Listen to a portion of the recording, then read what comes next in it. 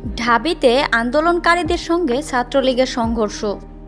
ঢাকা বিশ্ববিদ্যালয়ের ঢাবি বিজয় ৭১ হলে কোটা সংস্কার আন্দোলনকারীদের সঙ্গে ছাত্রলীগ নেতাকর্মীদের মধ্যে সংঘর্ষ হয়েছে। এ ঘটনায় বেশ কয়েকজন আহত হয়েছেন।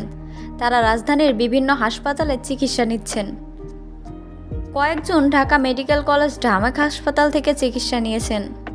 সোমবার বিকাল ৩টার দিকে বিজয় ৭১ হলে এ সংঘর্ষ শুরু হয়।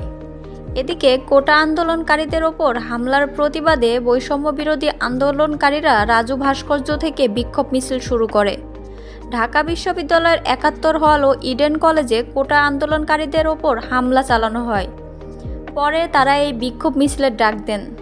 মিছিল নিয়ে ক্যাম্পাসের বিভিন্ন হল পরিদর্শন করছেন আন্দোলনরত শিক্ষার্থীরা। এর আগে সরকারি চাকরিতে কোটা সংস্কারের দাবিতে ঢাকা বিশ্ববিদ্যালয়ের ঢাবি রাজু ভাস্কর্যের পাদদেশে বিক্ষোভ করেন শিক্ষার্থীরা। দুপুর ১২টার দিকে ঢাবির রাজু ভাস্কর্যের পাদদেশে কর্মসূচি শুরু হওয়ার কথা থাকলেও ১টার দিকে তারা অবস্থান নেওয়া শুরু করেন বলে জানা যায়। জগন্নাথ বিশ্ববিদ্যালয় ঢাবি অধিভুক্ত ৭ কলেজের শিক্ষার্থীরাও বিক্ষোভে যোগ দেন। একই সঙ্গে দেশের পাবলিক বিশ্ববিদ্যালয়ের সঙ্গে আজ থেকে আন্দোলনে যুক্ত হয়েছেন ঢাকা মেডিকেল সহ বিভিন্ন বেসরকারি বিশ্ববিদ্যালয়ের শিক্ষার্থীরা। আওয়ামী লীগের সাধারণ সম্পাদক এবং সড়ক পরিবহন ও সেতুমন্ত্রী ওবায়দুল কাদের বলেছেন, রাজাকারের চেতনা লালনকারীরাও রাজাকার। আত্মস্বীকৃত রাজাকারদের জবাব ছাত্রলীগই দিবে।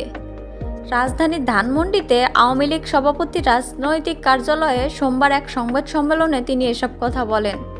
তারপরেই এই দুর্ঘটনার সৃষ্টি হয়, যেখানে ছাত্রলীগ নেতারা শিক্ষার্থীদের ওপর হামলা চালায়।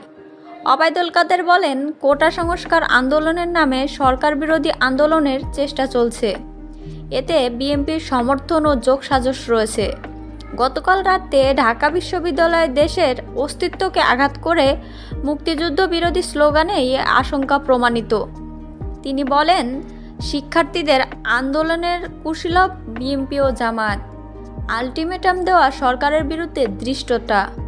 কোটা সংস্কার নিয়ে দেশের সর্বোচ্চ আদালতের সিদ্ধান্তই চূড়ান্ত। জনদুর্ভোগ মেনে নেওয়া হবে না।